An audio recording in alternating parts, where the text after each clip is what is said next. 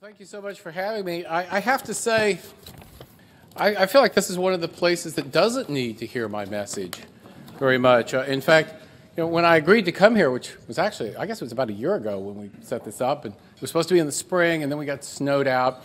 I didn't know this, and I guess actually a year ago you guys didn't know it either. But since then, you've done sort of most of the stuff I've recommended that universities do in terms of cutting tuition and trying to streamline graduation and things like that. And maybe I'll just sit down. No. Well, I've been sort of looking at this, and it's very much an accident for me. I never thought I'd write about education, particularly, even though I've been in education one way or another for most of my life. I started writing newspaper columns about it, and I wrote for the Washington Examiner, and more recently I've started writing at USA Today. And I found when you write about this stuff, you get a huge reaction. Everybody's kind of unhappy, but nobody quite seemed to know what was going on. And as I looked at it, it sort of became clear that it's unsustainable. And in fact, that's one of the funniest things. Is actually a good measure of how unsustainable a university's model is how many campus sustainability centers they have. But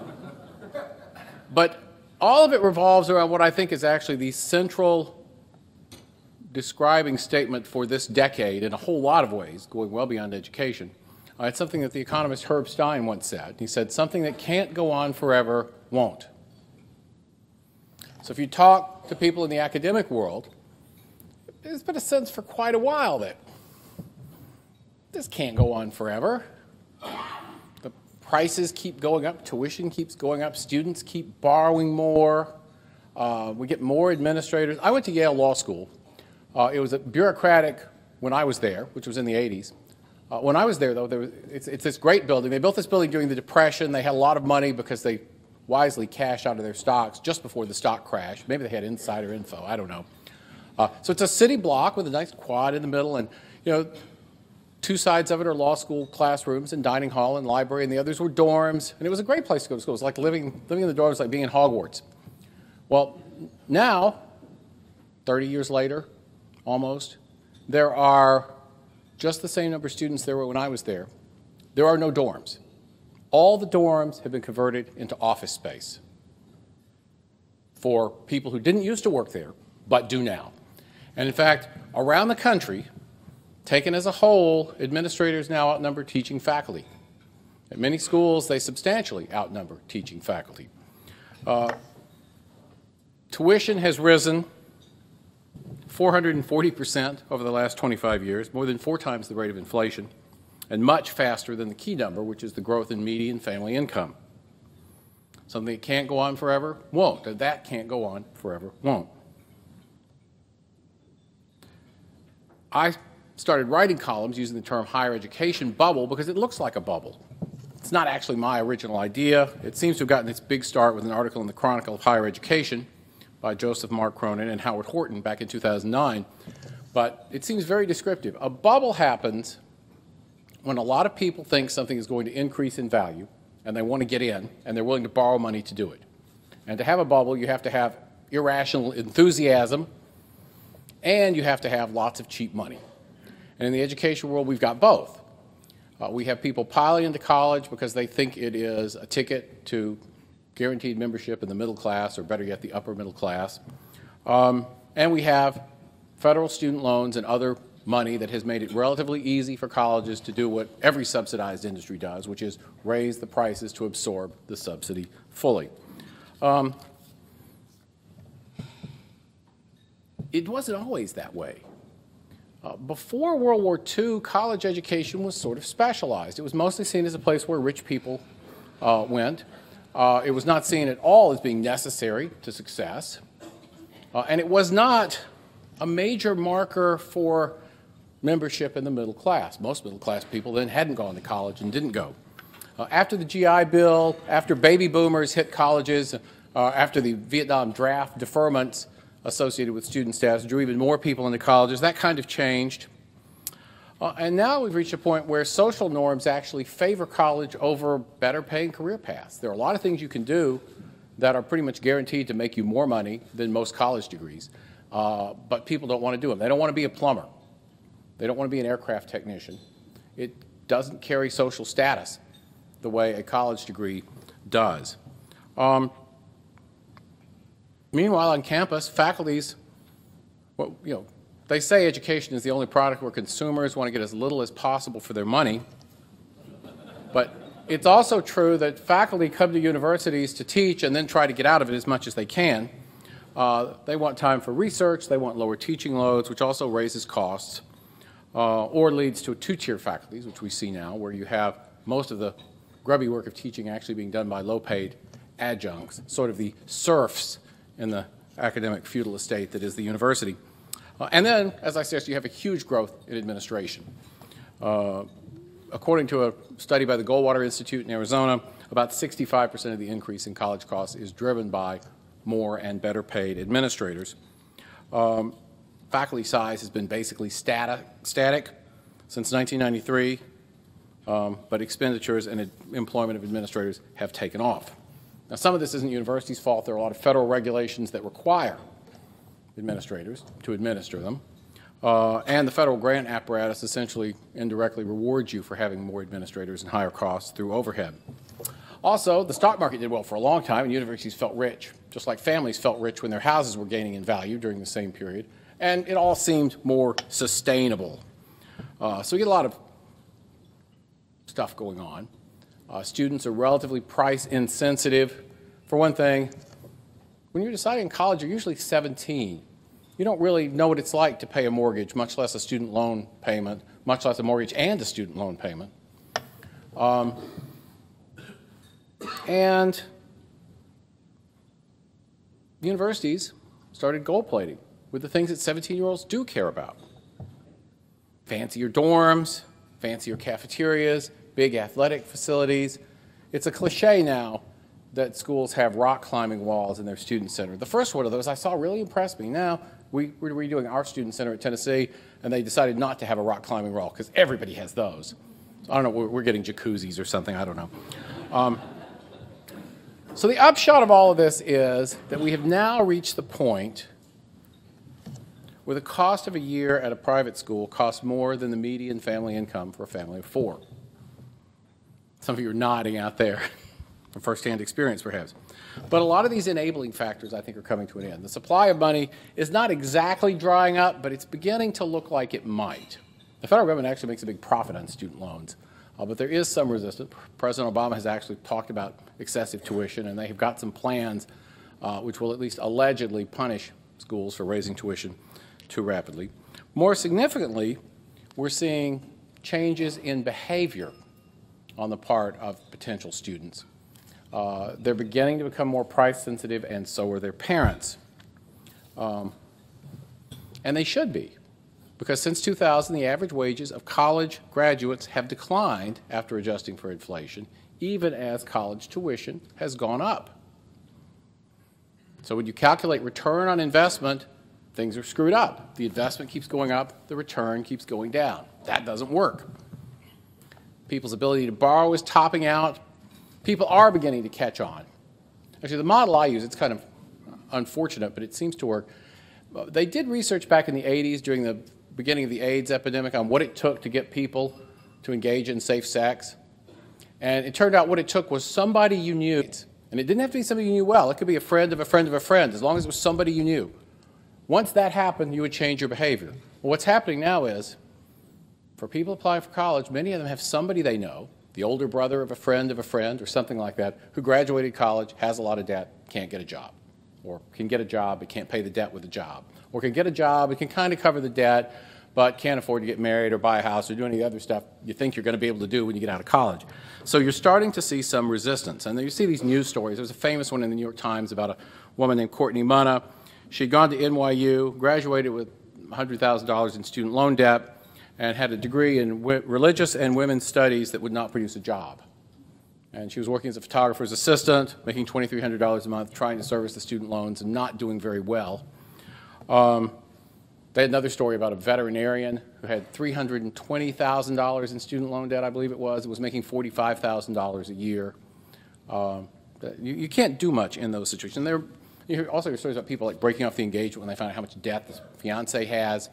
When it makes its way into like the advice columns, Dear Prudence, you know that it's really reached. And in fact, you've got these lawsuits now, which so far haven't gone anywhere, particularly in my world of legal education, where people are suing the law schools saying, you lied to us, you falsified the placement information, and we relied on that and spent 6 figures getting a law degree from you, and now it turns out that wasn't true. It was fraud. And so far, the courts are not buying that, which the law school's defense, which is basically you should have known better than to trust a bunch of lawyers, doesn't seem to me to have good long-term results for my profession. But behavior's got to start changing, and people are going to start looking for alternatives. Now, what is that going to mean? Well, several things. More people are choosing cheaper pathways. They're going to the state university. They're going to community college for the first 2 years. They're going to online schools. They're skipping college entirely. Though it's interesting, the Washington Post had this article about people who had gone to college and couldn't get jobs, switching into blue-collar skilled trades, learning to be plumbers and electricians and things like that. And many of them actually liked it and said, I wish I hadn't wasted all that money in college. But they asked some guidance counselors why people were only figuring this out after they got out of college. And they said there's so much pressure on people to go to college. If you're a 17-year-old and your friends are saying, I'm going to college, and you say, I'm going to learn to be a plumber, people look down on you, even though if you do that, you'll have money instead of debt. Well, I think that'll change given time. I think those social norms will realign. The biggest thing, I think, is the growing consciousness of student loan debt as toxic. They used to tell you, if you watch the financial advice programs, that this student loan debt was different. It was good debt. And people took it sort of casually. When I was in law school, I had a friend who liked to live well but didn't have any money, and he did it on student loans. And he said, I like to think of it as lawyer Rob buying law student Rob a beer.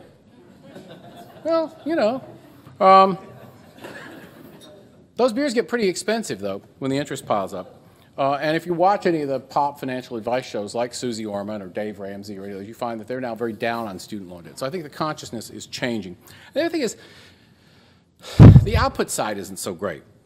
You've probably heard of the study Academically Adrift about how much students actually learn in college, and the answer turns out to be not much. 45% of students, they found, didn't demonstrate any significant improvement in learning in the first 2 years of college, and 36% of students didn't demonstrate any significant improvement in learning over 4 years of college. This proves the truth of the old joke that college is a place where knowledge accumulates. Because freshmen bring some in with them, seniors take none away with them, therefore knowledge accumulates.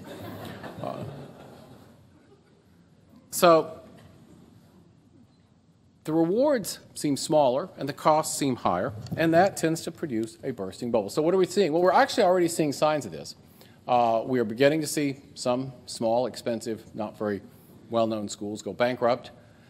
We recently saw the credit agencies actually downgrading the credit of a number of fairly tony liberal arts schools because they felt their business model was unsustainable. We're seeing heavy tuition discounting in a lot of places, usually disguised as financial aid still, but not always. And a growing movement for alternate career paths, plus more emphasis in applicants on courses of study that might actually produce a job at the end. And the thing to watch for, and we're not really seeing this yet, but the real sign, just as with any company or industry, is when the insiders start bailing out. So far, we don't see professors and administrators leaving for private industry, but that would be something to watch. Well, what do you do to hedge, to protect yourself against a bubble? Well, when a bubble bursts, the people who get screwed are the people who have a lot of debt. Just like in the housing bubble, you thought your house was going to go up in value every year, so you bought a house that was really a little more than you could afford, but that's okay because in 5 years you'll be able to sell it at a big profit. Only when prices don't go up, you have a house that's more than you can afford and it's worth less than you owe. The same thing's true in other settings. Don't invest in a $400,000. I have a student, graduated a few years ago, who has about $400,000 in student loan debt. Now, she didn't get that from us particularly. She had an undergrad and a graduate degree from NYU before she came to our law school. But even when you work in the general counsel's office at an oil company and you make good money, $400,000 is a lot of student loan debt to carry, and it is a real burden on her. Don't do that. That actually holds for institutions as well. A number of schools have gotten in trouble. They've tried to offset decreased state support by borrowing money or issuing bonds in states where they're allowed to do that, and then they have trouble servicing those. Institutions should also avoid debts at this point. It's not the time to be spending a lot of money, even endowment money, on fancy buildings or frills. The demand just may not be there, particularly with, as I was discussing at lunch, the fact that the demographic of people going into college is going to shrink, and that would put stress on the system anyway.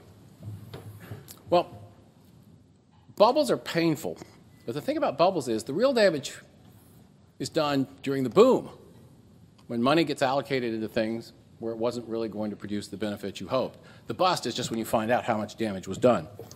The societal harm was too many people majoring in religious and women's studies and running up big debt to do so. Not the collapse of demand, once people figure out that's not a good thing to do.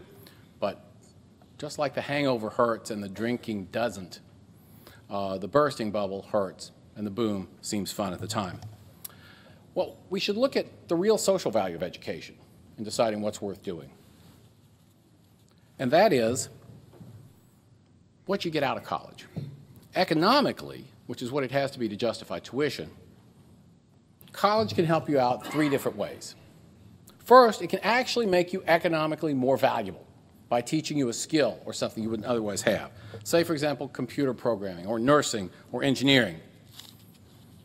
Second, it may give you a credential that employers want.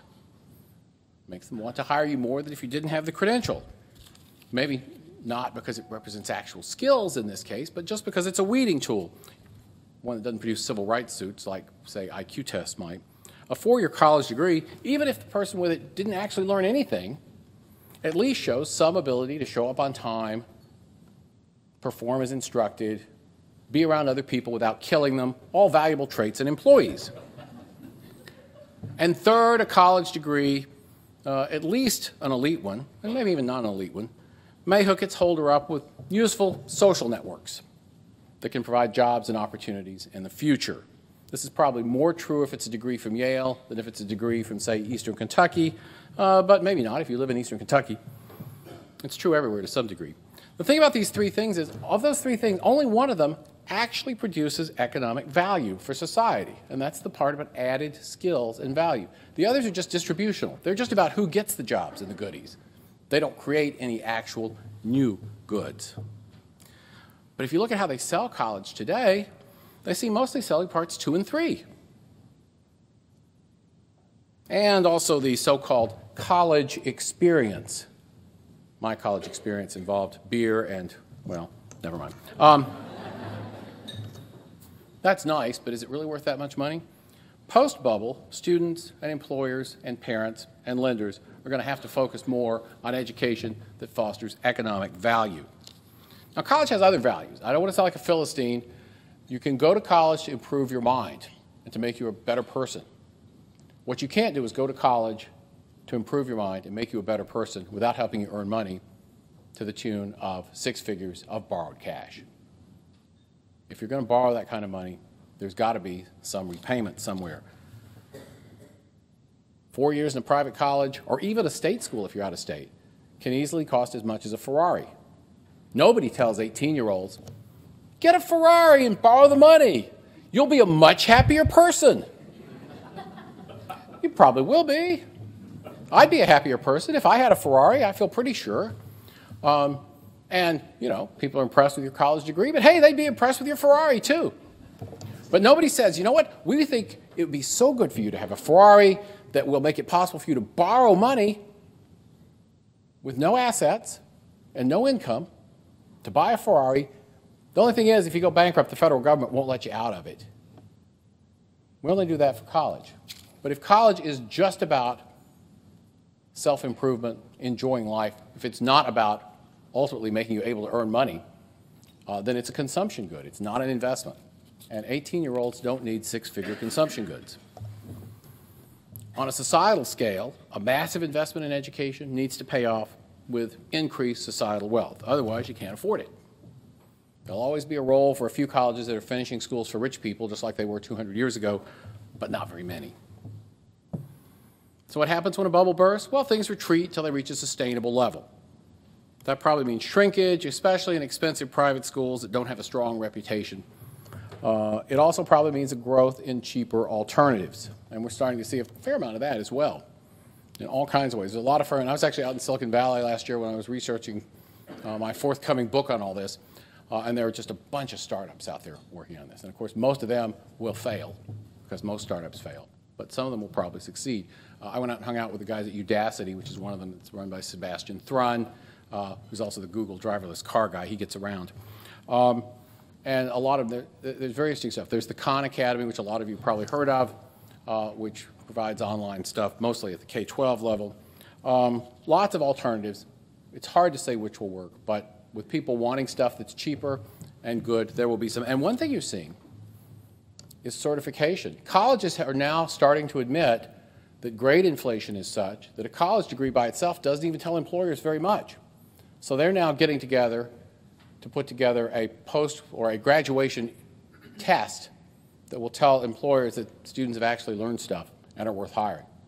I would say to those of you who are entrepreneurially minded out there, especially you college and high school students, that if you really wanted to get rich, what I would do is come up with a third-party version of this. Because the nice thing about a third-party version is the books are less likely to be cooked. In my own field, one of the sources of discipline on law schools that, say, English department graduate programs don't have is that our students have to take a bar exam.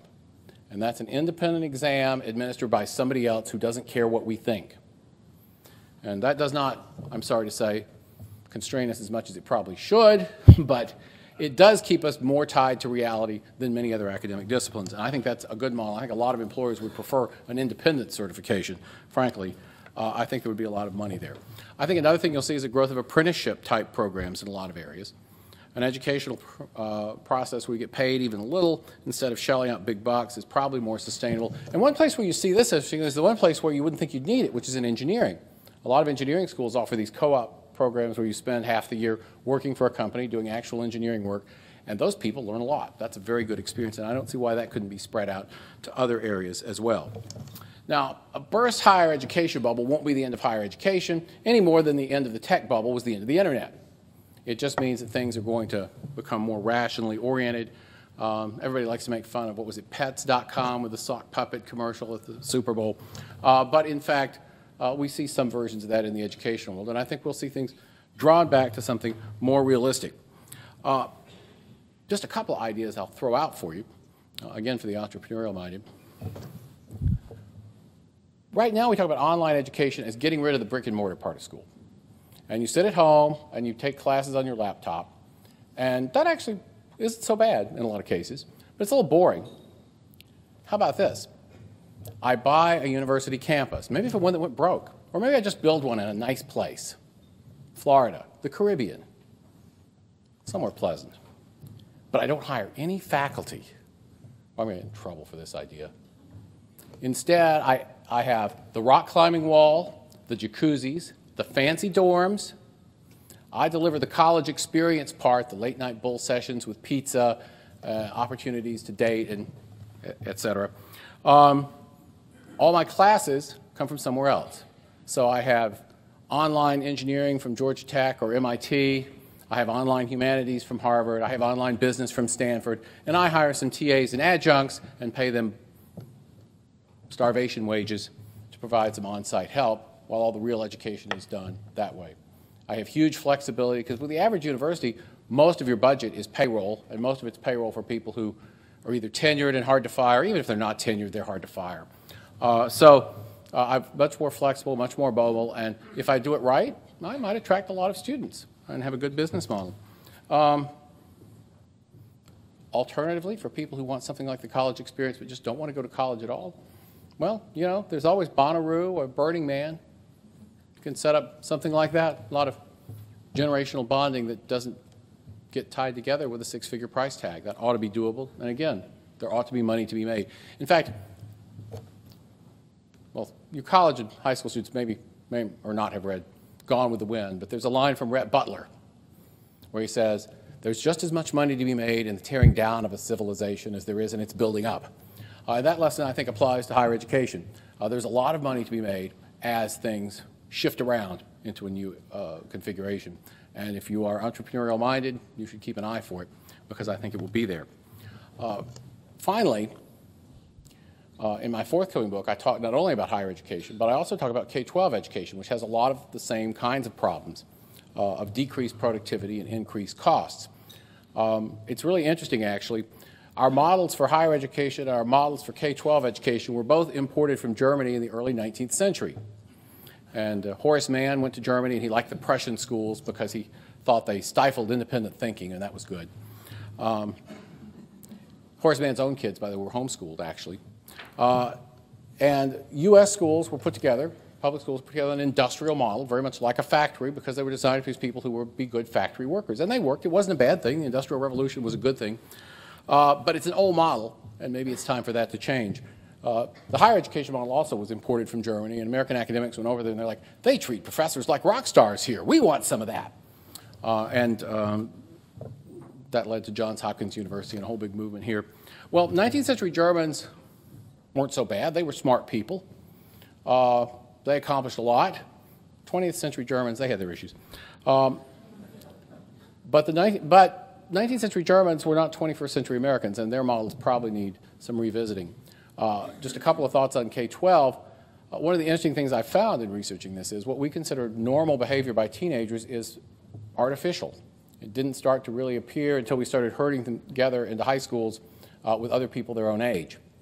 When teenagers used to live and act among adults, you know, George Washington was bossing surveying crews when he was a teenager. The Medicis were sending 14-year-olds on diplomatic missions. When teenagers were around adults mostly, they tried to behave in ways that adults valued, which meant showing discipline, reliability, integrity. When you cram together with a bunch of other teenagers, they still want to be liked by the people they're around, but unfortunately, the people they're around now are other teenagers. So they act in ways that impress other teenagers. And that, unfortunately, tends to not involve studying hard and working hard. It tends to involve drinking and sex and drugs and that sort of thing.